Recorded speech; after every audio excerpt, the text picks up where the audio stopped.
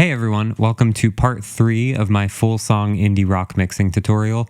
If you're new here, welcome. Make sure to check out parts 1 and 2. I'll have it linked down in the description or the comments below. If you've been following along on this series, welcome back. I'm really excited to dive into what I'm going to show you today. As a quick recap, in part 1, I covered all of the session setup and gain staging as well as drum phasing. In part 2, I did all of the drum and percussion processing because that's a hefty amount of work by itself. In today's video, I'm going to cover all of the instrument and vocal processing. And then in part 4, I'm going to cover kind of all of the finishing touches and automation in that final polish. Unfortunately, this is my second time filming part 3. When I filmed the first time, the screen capture didn't work or didn't save or something. Since the mixing for this has already been done the first time I filmed, I've just turned off all my plugins, all my sends, and I'm going to just explain it all one thing at a time as I add it back in. Where we left off at the end of last video was basically all of the drums were done. We got a good fundamental basic sound going on those. So the first thing I'm going to talk you through is my routing for the instrument mix in this song.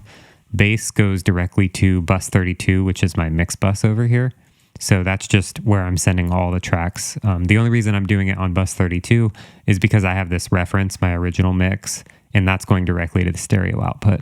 So once I add mix bus processing to my current mix, I don't want that to be heard on the reference as well.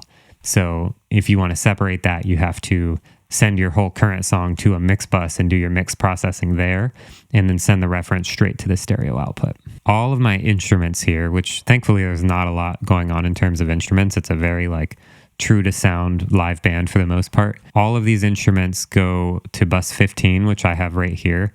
This is set up as my instrument dry. So basically, just a fader that controls the level of all the instruments with no effects. This way I can adjust the overall dry level of those instruments without affecting what's going to the delays and reverbs. Next, I set up 3 buses here on 16, 17, and 18 for my instrument effects. So I have just a general instrument reverb, which is the same reverb I used on the drum verb, if you didn't catch that on the previous video. I'm just using Waves True Verb for that, but more on that later. And then I've got kind of a slapback echo here and then a plate reverb for a bigger reverb sound. And then all of these 4 kind of subgroup buses go to bus 19, which I call the instrument master. This is basically a sum for all the instrument sounds, the instrument dry, all the effects. That goes to one spot, and that's where I apply the bus compression. So that's what's happening on the instruments. All of this goes to instrument dry or gets sent to an effect. And then all the dry and effects get summed together on the instrument master, which goes to the mix bus. For the vocal, it's a little different because it's only the one vocal. I don't have to worry about multiple things summing together, so I decided not to do a vocal dry for this. So the vocals go to bus 28, which is my Vox master here. It also sends to 4 different effects here. So I have a room, that same room reverb that I've used on everything else. That just helps to give the song a consistent feel of space. And then I have a doubler effect, a slapback delay, and a plate reverb. I'll dive more into how I have all that set up later. Right now I'm just showing you how I have it routed, so once I start going, you know what's happening with everything. Basically, the vocal and all the vocal effects go to Vox main here, and then this just goes straight to the mix bus. So everything gets filtered into its subgroups, and then that all gets filtered back to the mix bus. It's just how I like to set things up to have control over different layers and different areas of the mix. So getting into sounds, I always do the bass immediately after drums just to get that rhythm section kind of locked in. So the first thing I like to do on bass is usually grab this CLA 3A compressor here. This is a really nice compressor on bass. I don't know why I like it, I just do. This is just always what I grab first. Maybe it's because it's really easy to set up. You just have this peak reduction knob here. So basically you just turn it on and you pull this up until you're getting the amount of gain reduction you want. So I aim for anywhere from 1 to 3 decibels. This is pretty good here. He gets a little loud later, so I'll back it down.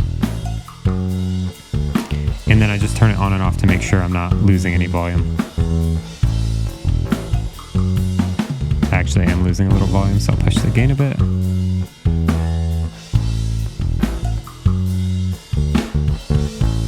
Great. And next I grabbed Shep 73. So this is kind of a Neve style EQ. If you don't have this one, Logic has a great one you can use. In the vintage EQ collection, it is the console EQ. So really similar. I wish it would do vertical, but it does not. So same thing, basically, you know, you have highs that are fixed, you have a mid band that can move around, and you have a low frequency. And if you look here, the frequencies are almost identical to what you can hit on these. So, and you have a low cut. So basically I just use this for general tone shaping on the bass, and I'll wipe out what I did and add it back. So this is kind of where I add in like more low end, really get it warm. And then I'm going to pull out some highs because this is just a DI bass. I'm not using an amp sim or an amp tone on this, so it's important to tame that really high, like artifact-y kind of high end on it. So I'm going to pull the highs down here. I'll push it so you can hear all that kind of string noise. We're going to pull that down. Try to go for a really smooth tone here. This might kind of sound muddy on its own, but it's right at 700, and that's where I've cut like all the drums. So I sometimes like to push bass there because it helps to fill that area of the frequencies. And even though it might sound a little muddy when it's isolated, once you add it in with all the instruments, it gives the bass kind of a nice window to sit and have some character cut through. If I wanted kind of a more modern or punchy bass sound, I might increase this to the 1.6 frequency, because that's a lot more like polished sounding. But the 700 is kind of that warmer, rounder sound. So just mess around with the frequencies depending on kind of what bass sound you want for the style. One thing I added here is that preamp saturation. It's a cool little thing the Shep 73 plugin has where you basically, it's like just some like, sounds like the preamp. I add that kind of thing whenever I can because in a digital world like I mix in, sometimes you miss that kind of analog warmth and saturation. So I just push this all the way up to -80. Same thing, if you're using like the console EQ, you can do the same thing here on the output. It just kind of drives the preamp sound in it. The last thing I do on bass is I really just want to lock it into a certain volume. So instead of adding another compressor, I just straight up put a limiter on it. So I like to use the Waves L1 limiter and basically pull my ceiling down to -12, which is where I want the audio to stop at, because -12 is my sweet spot for gain staging. And then I just pull this threshold down until it's hitting -12. I don't want to super squash it, like we're not doing like a loudness wars thing here with it, but I do want to catch a good amount of the peaks and just hold that bass at -12. So I'll reset this and I'll show you dialing it in. If you don't have the L1 limiter, Logic does have a limiter that's fine right here under limiter. And then you would just set your out level down at -10 and push up the gain until you're getting the amount of reduction you want. But I really like L1. It's just two knobs. It just works for me. I'm a big Waves fan in general though. Okay, so here's bass. I'm gonna pull this out ceiling down to -12. And you might notice it get quieter when you do this, but as you pull threshold down, it's going to get louder.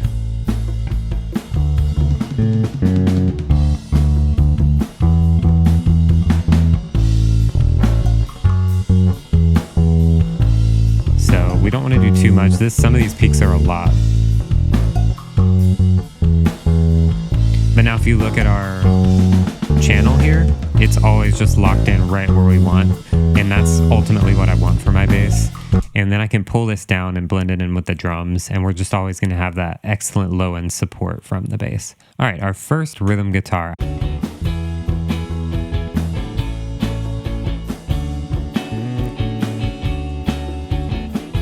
So it's just a good general chord guitar. I don't think it does much outside of chords the entire song. So the first thing I would do on this is compress it to kind of start to level out those peaks.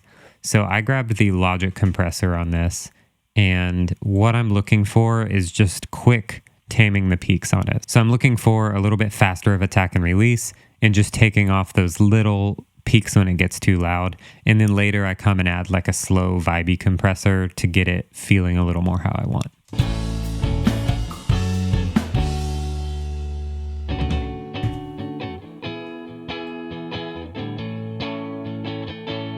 This is great. It already sounds really good. So I'm doing a ratio of 3 to 1, attack at 14.5, release at 51. And I'm using the Studio VCA. It's like the Focusrite Red compressor. This is just one of my favorite ones in Logic. So if you haven't checked that one out, I'd recommend looking at it. If you, for whatever reason, wanted to use a third-party plugin for that, I would just do like the Wave C1. You're looking for a more surgical like utility compressor and not like a super color compressor. But either one would work great there. And you could use a color compressor if you want. I get freaked out using too many of those. So after that, I usually like to EQ it. One of my favorite EQs for guitars is this API 550. It's nice because you have a filter right here, so you can either do flat or filtered. And then there's 3 bands and they're all notches. So if you haven't used this one before, basically the blue is what frequency, and then the grayish white is whether you're cutting or boosting there. And I like to use this across multiple guitars because it makes it really easy to notch out space, because since they're all fixed, I can decide like, okay, I'm going to push this guitar at 3K, but then my next guitar I'm going to cut at 3K. And so it's really easy to quickly sweep through and find where they sound good or bad and notch stuff in and out. So I'm going to play this guitar and start to mess with frequencies and see what I come up with.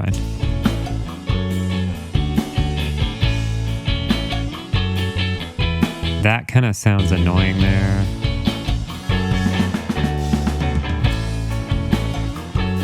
.5 is a cool texture. 0.8's kind of muddy. 0.4 could be good fundamental. I'm going to cut 3K right there. Let me check 7K. I'll boost 1 there. Down here you have controls for high frequency and low frequency, whether you want a bell or a shelf. The little mountain looking one here, hill, whatever you want to call it, that's your bell, so that's going to just cut and boost around the frequency. And then the shelf, this little escalator looking thing, that is going to boost at your frequency the rest of the way across the spectrum. So for highs, it's going to boost the frequency you selected and everything else above it. For lows, it's the opposite. So everything at the frequency and everything below it. I try to be careful with it on the lows. I try not to do a shelf because you're going to boost kind of unwanted rumble and stuff. So I usually keep the low on bell, but if I want like a good high lift kind of thing, then I'll do the high shelf.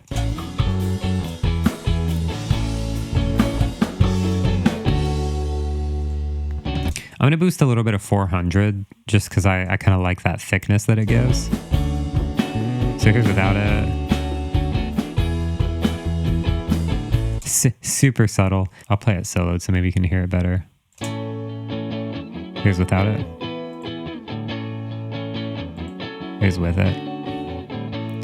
I just pick something to start with, and then I'll come back and listen to all the guitars and make adjustments, because, you know, listening to stuff isolated, it's good to be able to hear what you're doing, but it doesn't really matter until you compare it in context with everything else. So that's why I just made some small moves, kind of like, this is what I think it needs, and then I come back and address it. The last thing I do is an LA2A compressor, and if you don't have one of these, you can find it in Logic under the Vintage Opto, same kind of thing. There's tons of LA2A style compressors out there, and it's really similar to the 3A style compressor where you just have gain and peak reduction, and then you pull that up till you're getting the gain reduction you want. So I'll go ahead and do that now. So just pull it up.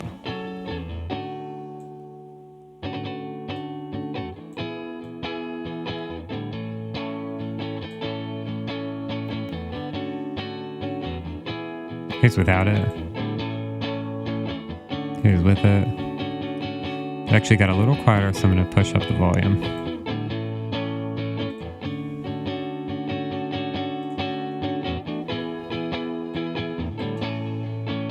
Awesome. That's kind of what I call the vibe compressor. So that just helps smooth it out after the EQ if there's anything funky happening. And then it's just a good sounding, like slow, vibey compressor. I love it on guitars. I use it almost on all the guitars. Just something to check out if you haven't tried an LA2A on guitars. I definitely recommend it. Moving on to the next one, I'm going to pan that first one back to where it was, about 46. The second one is also mostly a rhythm guitar. Very different sound on it though. So first thing is the fast compressor, same kind of settings. We're just trying to tame those peaks.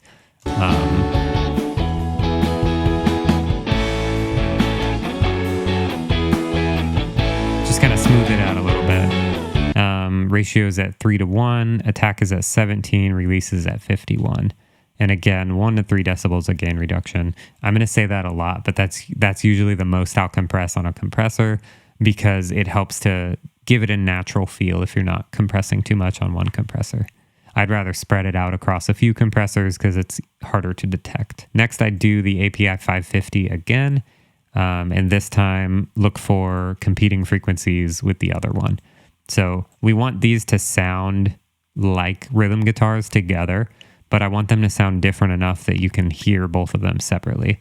So sometimes what I'll do is either throw my mix into mono or just pan them both up the middle.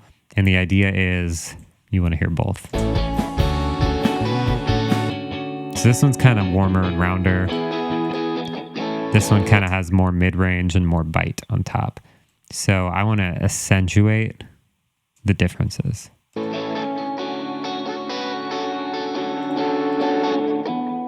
That's super muddy.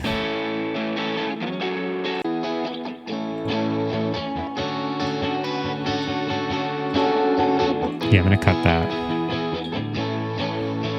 And that lets our first rhythm guitar breathe a little because that first rhythm guitar really lives in that 400 area. So I'm going to take it out of my second one.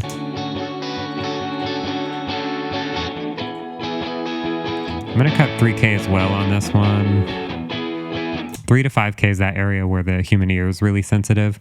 And it's also where things can get in the way of the vocals and all that kind of stuff. So I try to be really careful between 3 and 5K.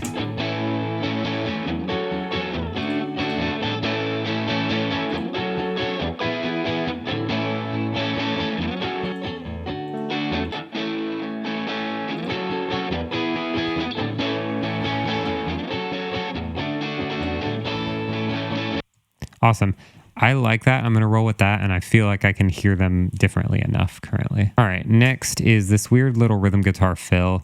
I added this cool guitar part that doubled the bass part, and I just wanted to have that kind of double tracked and hard panned. So this is basically a fill for the first rhythm guitar because the first rhythm guitar doesn't do anything right here. So I added this in and panned it over where that rhythm guitar was to kind of fill that space.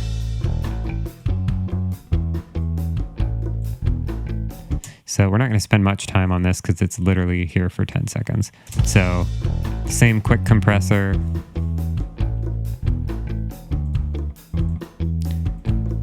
I'm going to pull this API in here.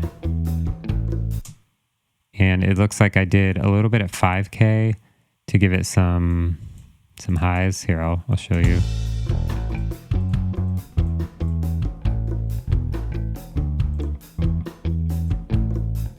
Without those highs, here's with the highs. Just gives it that nice detail on top. Looks like I boosted at 1.5, which is a good character spot. It's over on the left. That's just really good character, so I'll leave a little bit there. And then some good 300. We can really boost more here because there's not much happening. There's a little bit of lead guitar, a little bit of organ, but really the mix thins out here. So anything that comes in, I'm like, yeah, take up more frequencies, like they can have a little bit more leeway because it's not as thick of a mix there. And then I'll add that 2A in just to balance things out more and give it the vibe.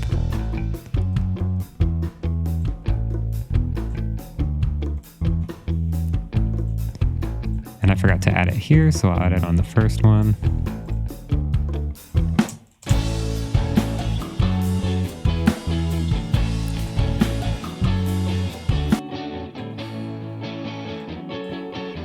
Okay, lead guitar.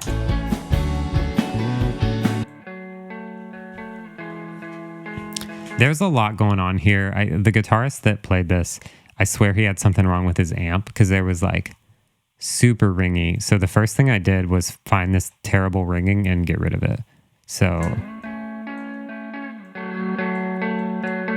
listen to this.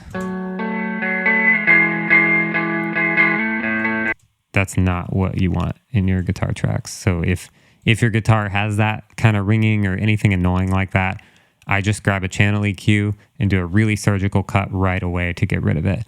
Because even if you start compressing, you're going to add some noise floor and boost the gain a little bit somewhere. So the very first thing I do is just get rid of anything like that.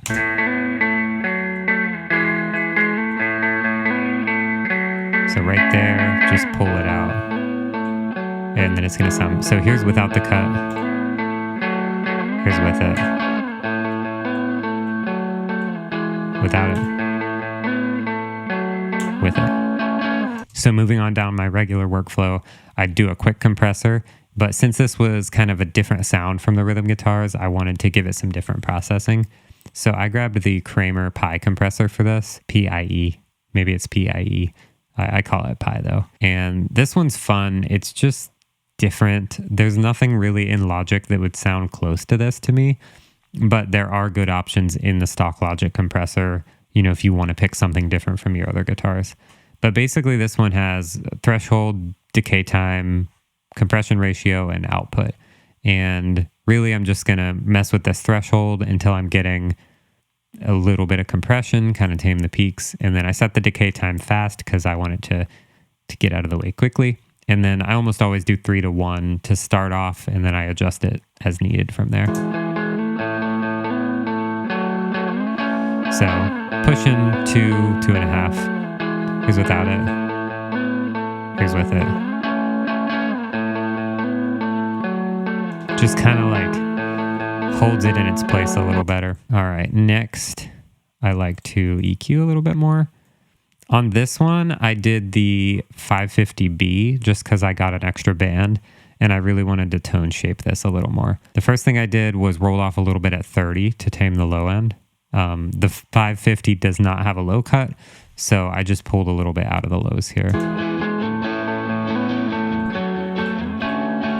If you pull too much, it gets thin, but you can pull a little bit and help clean up the lows. Next, I boosted a little bit at 700 because nothing's really happening at 700 in the mix yet. The rhythm guitars were kind of more like 1.5K kind of thing. So I felt a little bit of 700 gave this guitar its own separate space. Even though it does feel a little muddy, I'll give it that. But I prefer it with it than without it. So here if I cut it, that guitar kind of disappears, you lose it. But just a little bit of that 700 mud, and it sticks out a lot better. So even though it sounds muddy by itself with that, it sounds a whole lot better in the mix.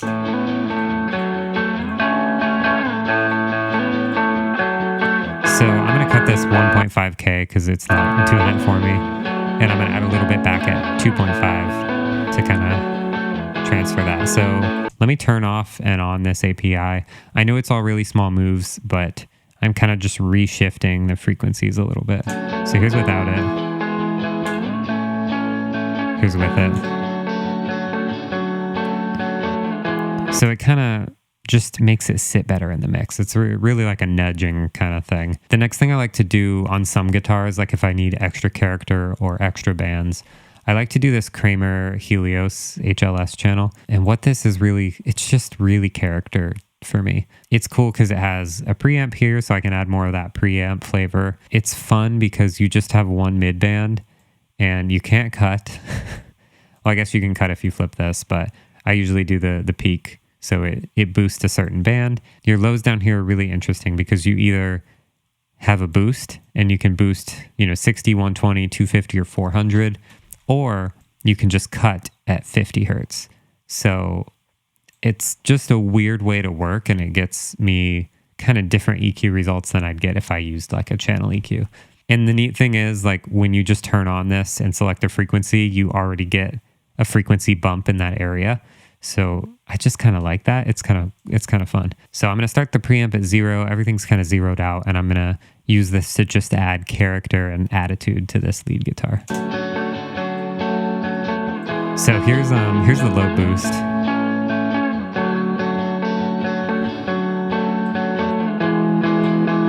So I really like 250. Not too much because we don't want to get in the way of the bass. Just a little bit. I'm going to add some preamp for attitude. I like this 10K on guitar sometimes because it adds in all of that air and like cool detail. So we haven't added this on anything yet. So as far as the frequencies of the mix go, like 10K is still fair game. So I'm going to push it.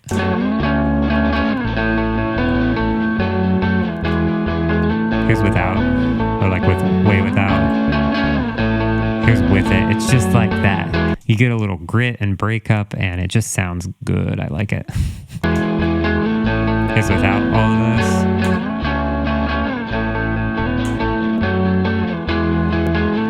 Finally, I'm going to mess around with the frequencies on this mid band here and see if anything can add to the character in a nice way. I will also add the drums back in. So I'm going to start at 2.8.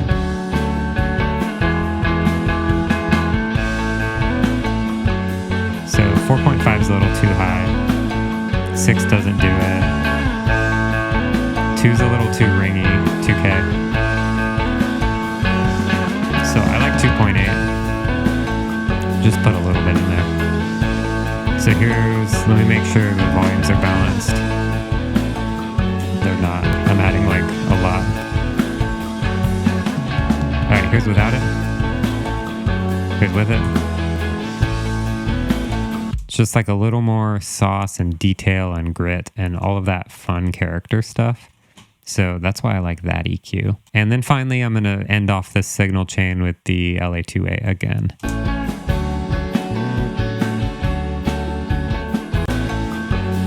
And push this.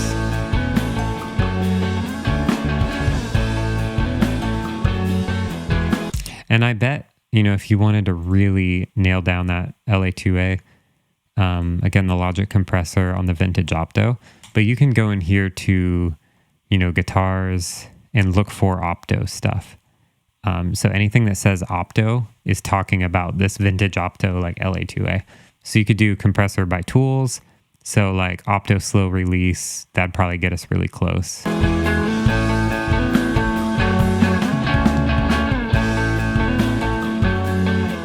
So now it's behaving really similarly to that LA2A. You could also look at, Opto tight.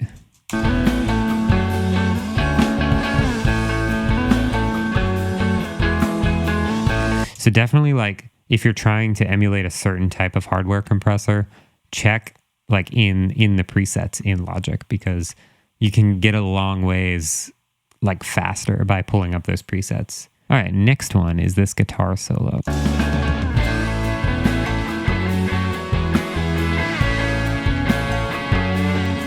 So I'm going to start with my fast compressor again.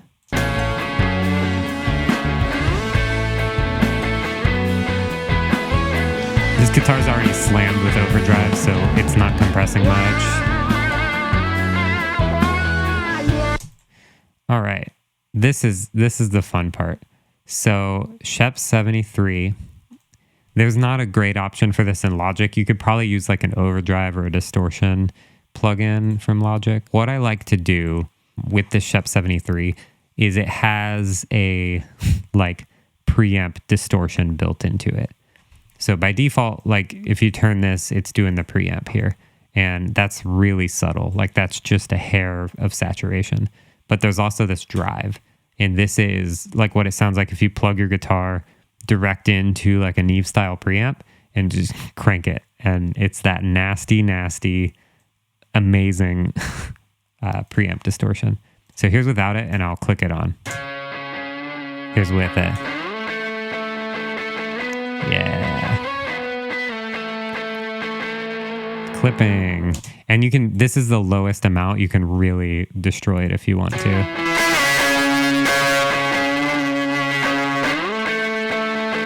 But I like just a little bit because it gives it that aggression and like kind of the feel I want, because the original amp sound, it's good, it's overdriven, but it still feels a little too smooth. So just adding this in by itself.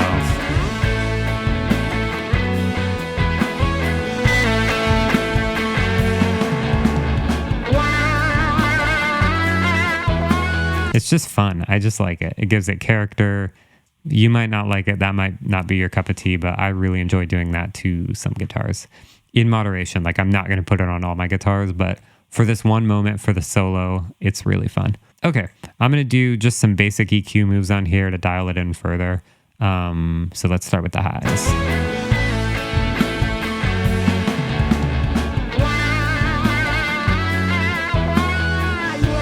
Just a little bit of that. Oh, that's good too. I'm going to roll off some lows. So I'm going to solo it up to get a good amount there. It's 50, 80, 160, 300.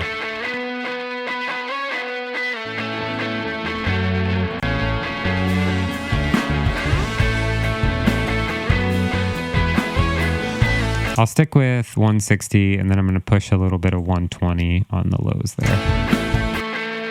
So let me bypass it.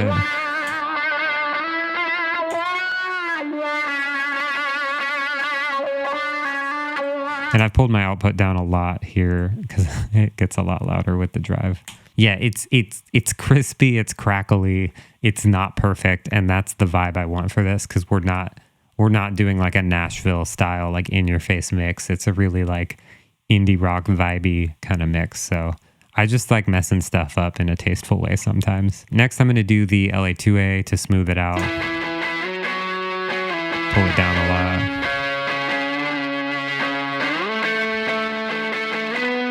This one's giving us a volume boost, so I'm going to pull the gain down. Without it, with it. All right, let's throw it in the mix and let you hear what's going on. So here's without the processing. Here's with it. So that edge from the drive just cuts right through, and I really like it. Next, I wanted to give it some space because everything else so far in the mix has been either kind of dry or it has the amp reverb, but we haven't done anything spatially yet. And especially with guitar solos and big things like that, I like it to kind of pop a little bit. So I grabbed Echo Boy. This is like my Desert Island delay plugin. You can use Logic delays, but the Echo Boy has this wide mode, which knocks the delay into the stereo field without it being a ping pong delay. And Logic has a stereo delay, but it won't do that. So that's a setting that, you know, I've come to like not be able to live without. So I'll show you what I'm doing. I'm doing basically a quarter note delay on the space echo setting. So you have like a clean studio tape, you have an Echoplex tape, a space echo kind of tape, then you have a memory man over here. So all those like classic delay models you have in one thing. So I will show you what I'm doing. Here's without it. Here's with it.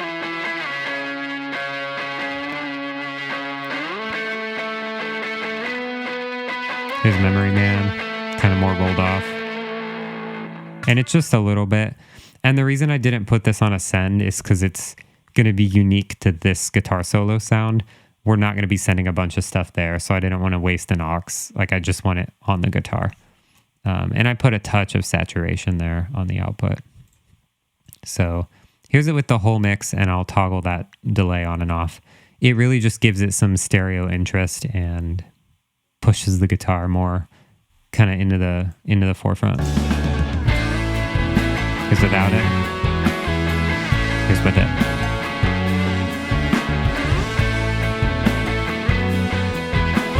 I love that. I think that's really cool. That might not be what you're into, but it's a cool idea if you need to add width and some interest to a guitar. All right, finally, our keys. We only have an organ for this. So it's a really thick, kind of dynamic organ because there's parts in the song where it is ripping, like right here.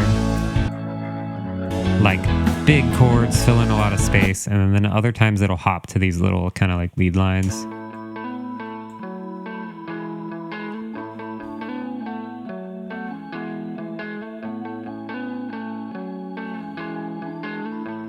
So we need kind of a compressor that'll balance that out.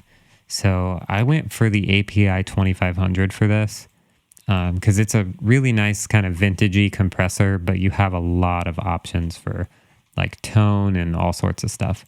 So I'm going for a faster attack at 3 milliseconds, ratios at 3:1, and I'm doing the variable release because I'm just going to feel it out. And manual makeup gain. So I'll go ahead and hit play and get this dialed in. So if you're not compressing, you know, threshold's too high, it's not going to do anything. So we want it barely moving on those quiet parts. That's pretty good. And so I'm actually doing a lot of compression on this, but it's also my only compressor in the chain.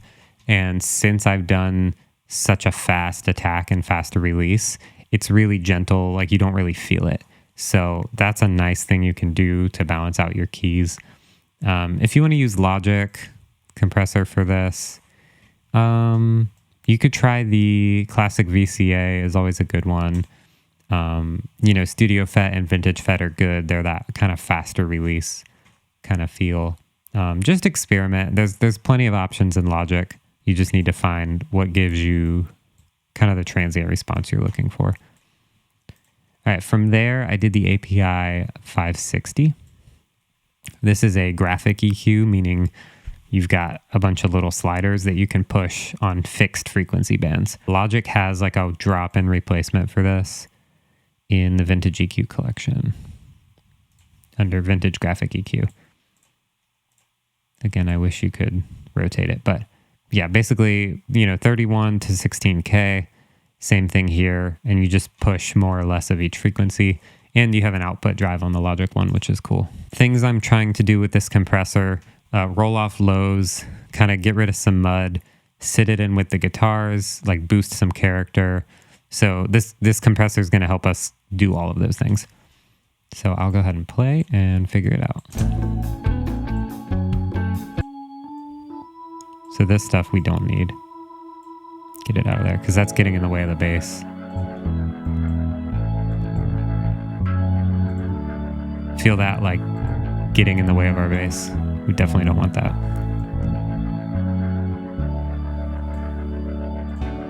125, you know, I could take it or leave it.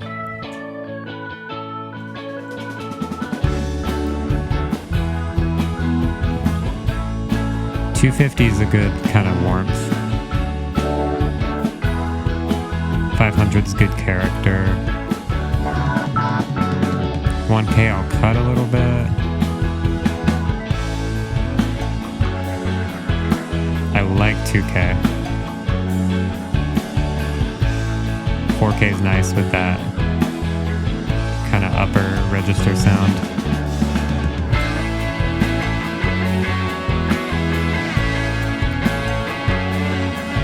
$8K has a similar vibe in that upper register.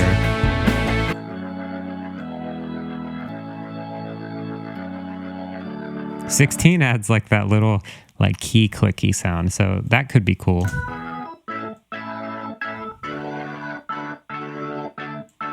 All right, here's without it.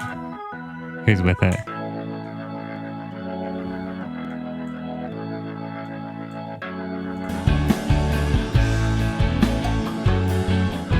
Without it, it kind of disappears. And 560, the EQ kind of pushes it back out there. So, all right, all the instruments. We've done all of our basic processing.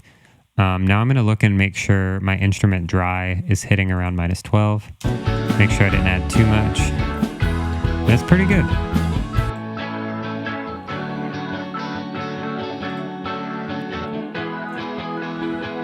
So the way I've been enjoying doing effects lately is setting up a few effects that I think I'm going to like and adding them to all the channels that I want some sort of effects on. So in this case, I've set up all my instrument effects. I have the instrument reverb. I'm using TrueVerb with no direct. I have a slap with H delay, so it's kind of a little ping pong slap delay. And I have a little plate from Sound Toys. What I'm going to do, turn all of this on. I have low roll-offs on some of these. The H delay has it in the plugin, so I didn't use it. And I'm going to do sends on faders. So if you don't know about sends on faders, I didn't even know Logic had it for years because I thought it was like you're doing live sound console kind of sends on faders. But Logic has it too. And if you go right up here, sends on faders, hiding in plain sight, you can see all your buses. So my drum stuff, and then right here we have instrument, verb, slap, and plate. I'm going to just put INST so I know what's going on. So all of these right here, I'm going to turn them on and kind of reset them all So now they're all on, they're all sending, all the returns are on. And what we're going to do is just go to sends on faders, loop it, and mess with sends on here until I get a nice balance of reverb and slaps and kind of all the effects happening. And when you engage this, basically the only knobs you see, the only faders you see are ones pertaining to that send. So if you notice, we've lost all of our drum faders, our bass fader, and the faders that are affecting the send have turned yellow. So it's just these down here, and you can see the send we're adjusting right there. So, you know, if we push this up, it's putting more on the send. And then the only other fader available to you, aside from the master and stuff, is the return for that. So if overall you want more or less, you can push the return, but generally I try to dial that on the sends. So let's check some guitar and fill guitar here. That's cool, but I don't want too much.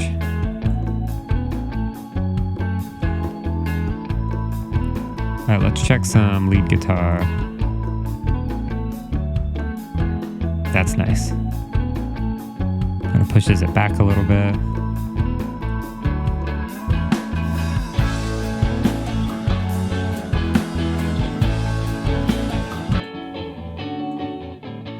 Just put a little bit of that there.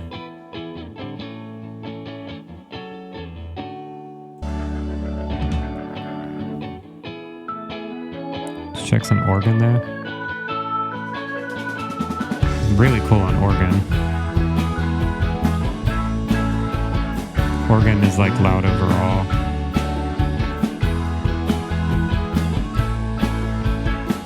All right, let's go to guitar solo. It's also loud overall.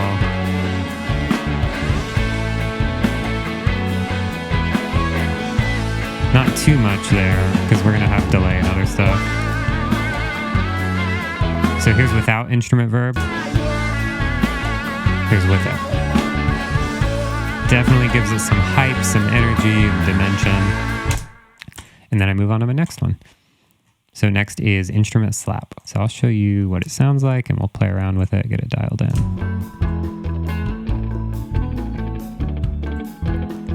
That's what it is. I want it a little faster.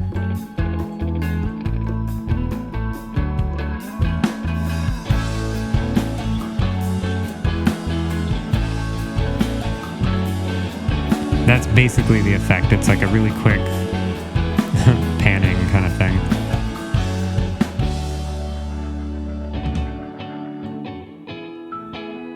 We don't want much of that. It just takes these mono guitars and puts them into the stereo field a little bit.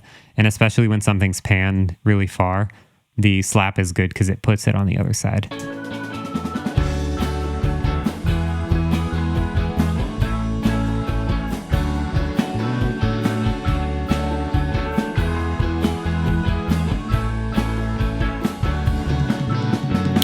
I will not send the lead guitar solo there because the solo already has that wide delay, so I don't want to like double that up.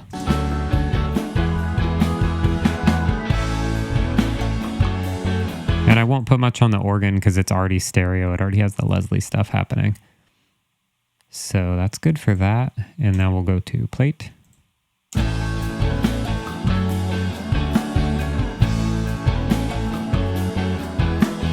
I'll give a little bit of organ to the plate.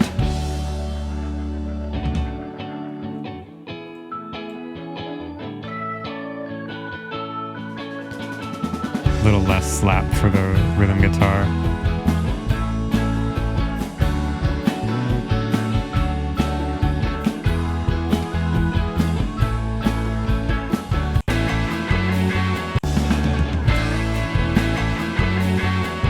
All right, let's check solo into the plate.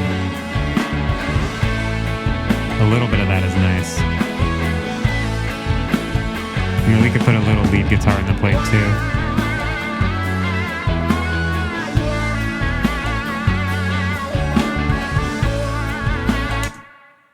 That feels like a good blend. So I'm gonna go back in here. Let's turn this off. And I'm gonna turn off all the effects and turn them back on and let you feel the difference. Here's off, pretty dry. Here's on. Things things are more spread out, pushed back. All right, finally, we have our instrument master. So all of our dry channels for instruments are going here, as well as the effects. And the only thing I'm going to do here is the SSL compressor. If you want a Logic version, I would use the Vintage VCA is the closest thing they have. I'm a sucker for this Waves SSL comp though. I'm doing attack at 10 milliseconds, release at 0.1 second, ratio 4:1, and makeup gains at 1.5. And so I'm going to aim for like 1 to 2 decibels of gain reduction, and we might already hit it. Yeah, perfect.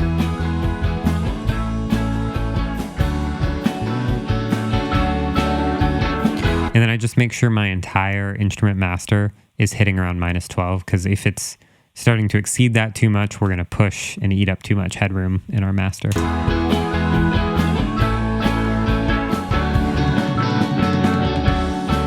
I'll just pull that back down and blend it in.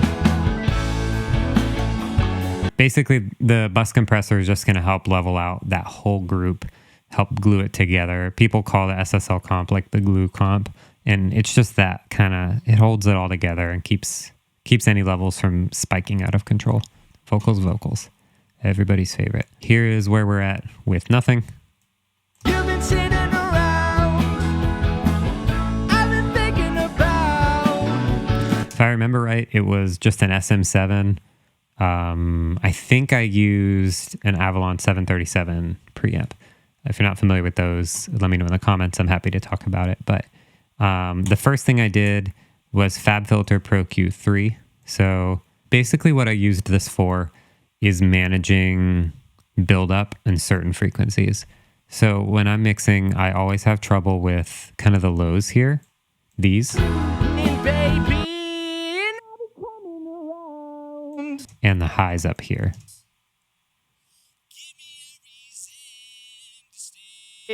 So what I've done, FabFilter Pro Q3 is amazing. I don't know of like a Logic alternative for this. You could probably use the multipressor and dial in the 2 bands around like the issue areas, but I really like using Pro Q3 for this. I also rolled off lows. So we're really just cleaning at this level, cleaning and managing buildup. So these are 2 dynamic bands, meaning they have a threshold and they will compress when that area is too high or too low. Or you could drag it the other way and have them expand, but I'm usually compressing with them. So here's the low roll off. That's basically what's getting gotten rid of.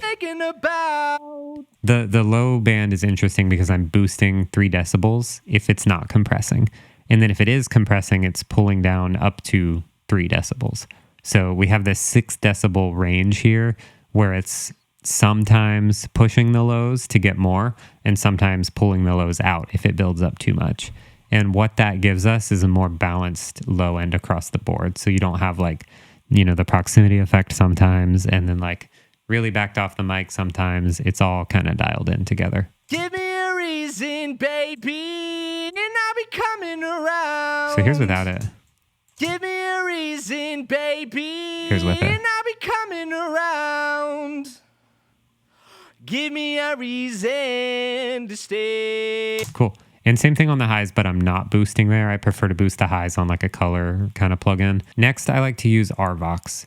And RVox is cool because it has a gate and a compressor. To start, I like to pull the gate down until it's closing when he's not singing. And this is going to get rid of all the like noise and breath and just clean up the vocal whenever there's no vocal.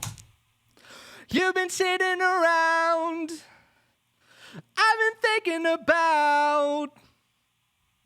Give me a reason, baby, and I'll be coming around.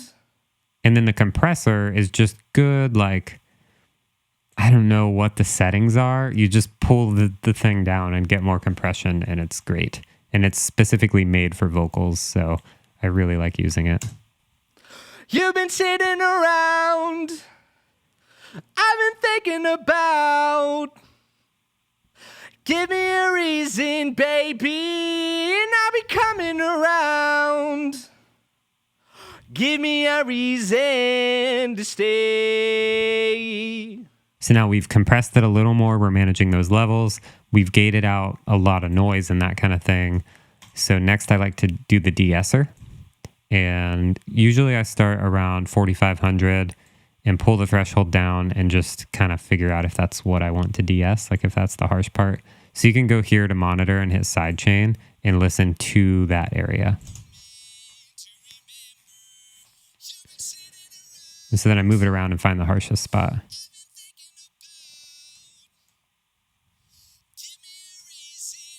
And then you can pull it down and just tame that frequency. Give me a reason, baby, and I'll be coming around. Reason, baby. Give me a reason, baby, and I'll be coming around. Just a little bit. If you do too much, you're going to make it sound weird. Like it's going to sound like a weird lisp or something. And we don't want that. So just a little bit.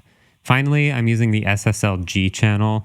This is kind of where I'm actually doing the bulk of my vocal processing. And what I did here is roll off a little more lows just in case, and all the color stuff. So there is compression happening.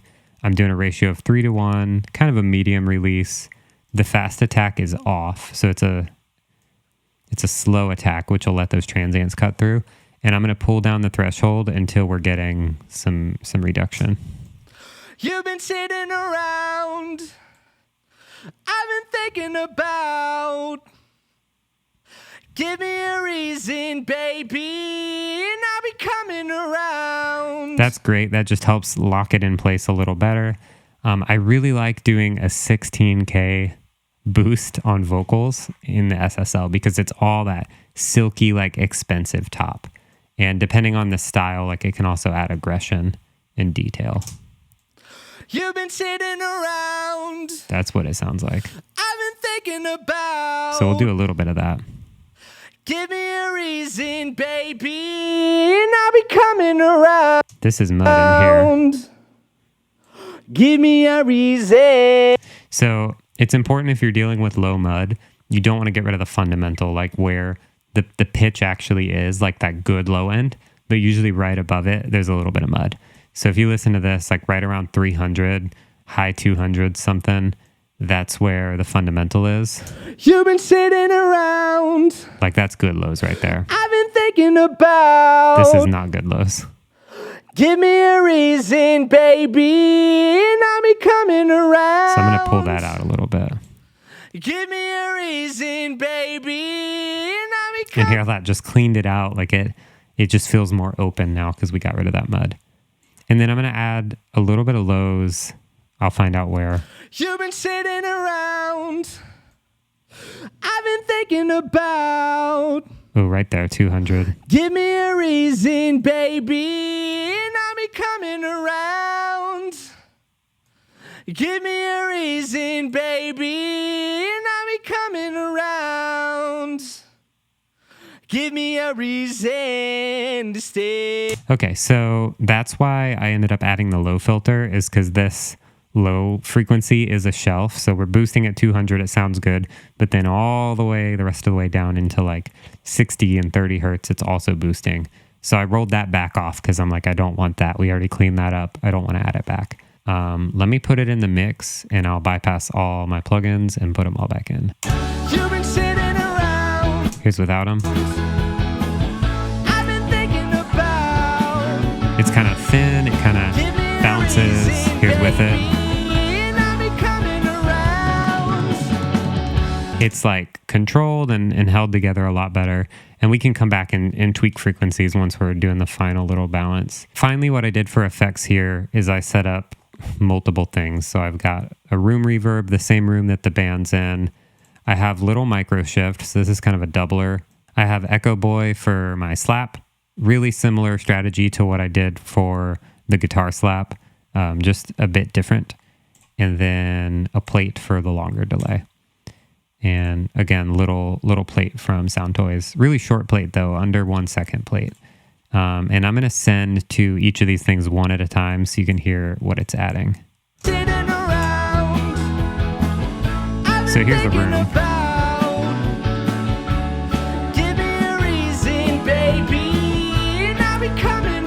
So that's like the right in your face, really ambient kind of sound.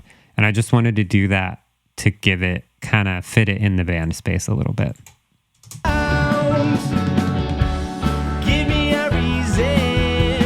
And rolling off the lows because that builds up a lot on that.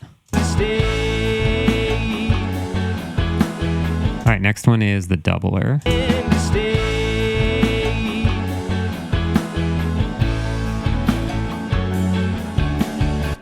Let's go to like an intro or something. Upstate driving with you. Here's the doubler. Just makes it sound like it's double tracked basically. You were shaking so loudly, I held you tightly. And I just blend it in. It's the moment of truth, we'll meet at the lake. Don't want too much of it, but definitely a little bit to give it that sparkle. Because without it, it helps. Whoa. And now I try to reach for delays on vocals first because it doesn't push them to the back. You can add a delay to a vocal and give it some sense of space, but the second you drench it in reverb, it's just gone.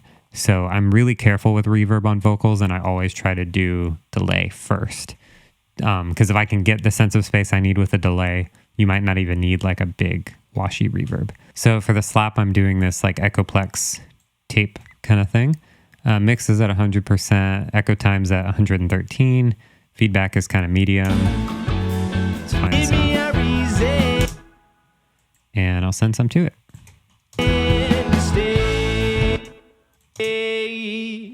And to stay.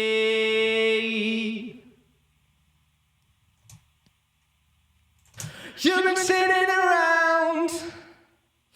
I've been thinking about. So that's what it's doing. I'm sending it at Unity and then just blending it in with the fader. Give me a reason, baby, and I'll be coming around. Give me a reason, baby, making love on a mountain. So some of this we'll probably need to automate when we're doing the final part of this series. But for now, I'm just going to set a good like static level and then we'll come back and adjust it later. This is the moment to remember. You've been sitting around. All right, finally the plate I'll send there carefully because I don't want to get too much on it. You've been sitting around. I've been thinking about. Here's what it sounds like isolated. Give me a reason, baby, and I'll be coming around. Just a little bit of that. Finally, I'm going to bus compress that entire group. So all the vocals and effects are going to bus 28, which is my Vox main here, and good old SSL compressor. For my settings here, attack is at 10 milliseconds, release is at 0.3, ratio is 4:1. Basically, I'm just pulling the threshold down until I'm getting the compression I want. Where's it at? Here we go. You've been sitting around. I've been thinking about. I think I added a lot of sound on this SSL channel, so I'm going to pull it down some more. Give me a reason, baby, and I'll be coming around. I'm going to pull all these down just a smidge. You've been sitting around. There we go. I've been thinking about. And now the reason I do this, it feels crazy, but now I have one fader for my entire vocal sound. All my effects, my dry, everything already compressed, because if I were to just pull these down, I'd stop compressing because I'd be sending less signal to that bus compressor and it stops compressing. So now I have like a post compressor, post effects, everything on one fader. Super easy to blend vocals. This is the moment to remember. Further along in the mixing process I go, I actually start to move my faders smaller increments. So when I'm first starting, trying to get that rough balance figured out, I'm doing bigger moves like 3 dB here, cut 2 dB there. But once I get it really close, it's like 0.5 or 1 dB. It's like the vocals are good, but just like a hair too loud. So I do 0.5. You almost can't even feel the difference, but it's that good. Like, if I pull it down 3 dB, it's going to be way too quiet. So I'm just going to pull it down small little notches at a time. Finally, mix bus processing. I've done this a few different ways. Right now, I'm really into the CLA mixdown because it's just everything you need. So it is bass and treble, just general bass treble controls. You have glue for the amount of bus compression you want. You have two different styles of bus compression to check and see what you like better. And then you have a drive slider right here for like overall console drive. So I just turn this on and start pushing faders until I kind of change the whole feel of the mix, and it just feels really nice. This plugin does a lot of heavy lifting on the final sound. So I'll start here. So far apart, struggle to stay close. It's one of those like immediately better when you turn it on plugins. I think you might see what I've been writing. Making love on the mountain. Push some highs, maybe a little more lows. This Pull is the bass down. moment to remember.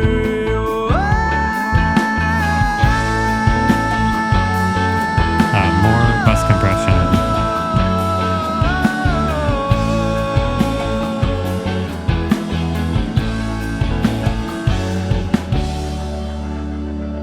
And some more drive too, why not?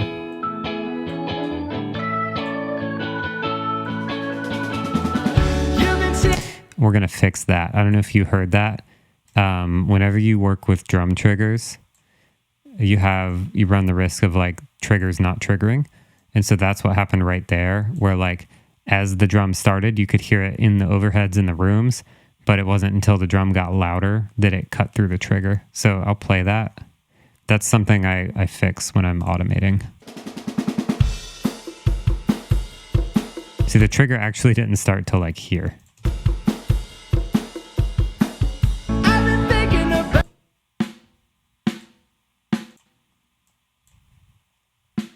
So I'm actually going to push the volume on this. Get in there. Push the volume more. We want the sensitivity to be a little higher, detail to be a little lower. Just get in there. I'm going to pull detail down more, volume up more.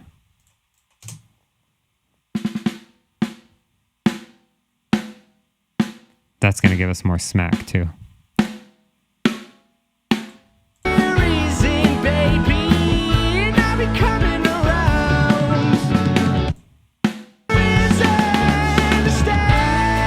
That's a lot better. I'm actually going to pull it down now. It got a lot louder when I did that. I'm going to pull my output down, maybe like 2 dB, 3 dB. So right here, there's a fun issue. And I'll wrap up soon. I'm just fixing problems. The drum, the snare switches to rim clicks. Number one, our snare sample is not a rim click. It's a, full hit. And number two, this snare top mic is set up for snare top, not rim. So I'm going to duplicate this, bring all my processing with it. And I'm going to grab this, just the rim click section, and pull it down to, we'll call this snare rim. And now I'm going to change kind of the processing on this and make it fit better. I'm also going to just remove the snare rim clicks from the trigger section because I don't want it accidentally triggering. Making love on Solo that up. So right now we're hardly getting it. I'm going to start by just upping the gain on this a lot.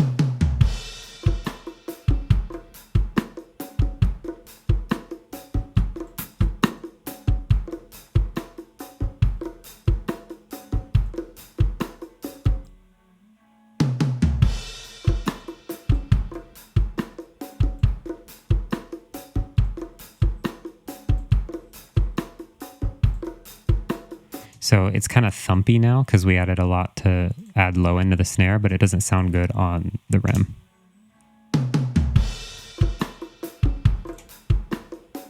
And we want some more highs.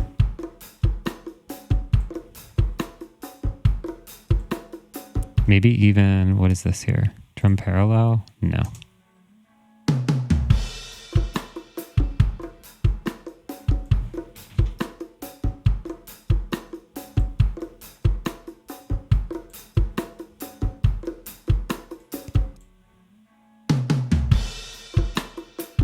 There we go. That sounds good. Add some mid-range detail. It's hard to get this threshold hitting just right on the gate, but if it opens in this section, I'm not freaking out about it.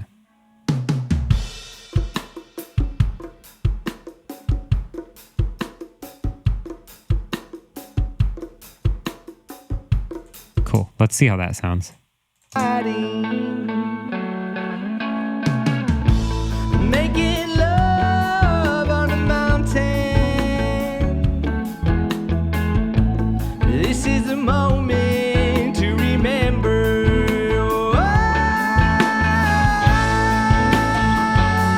So that's so much better. Like taking just a little bit of time to treat your snare rim, if you have that in your song, is gonna go a long way. Because now we can hear it.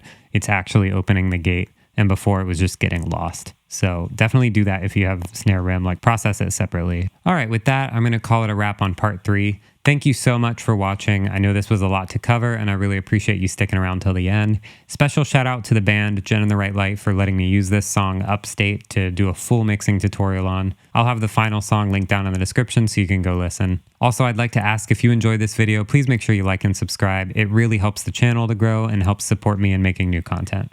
Be sure to hit the notification bell if you're interested in seeing part 4 so you're notified when that comes out a week from this video releasing. Again, thank you so much for watching and make sure you like and subscribe.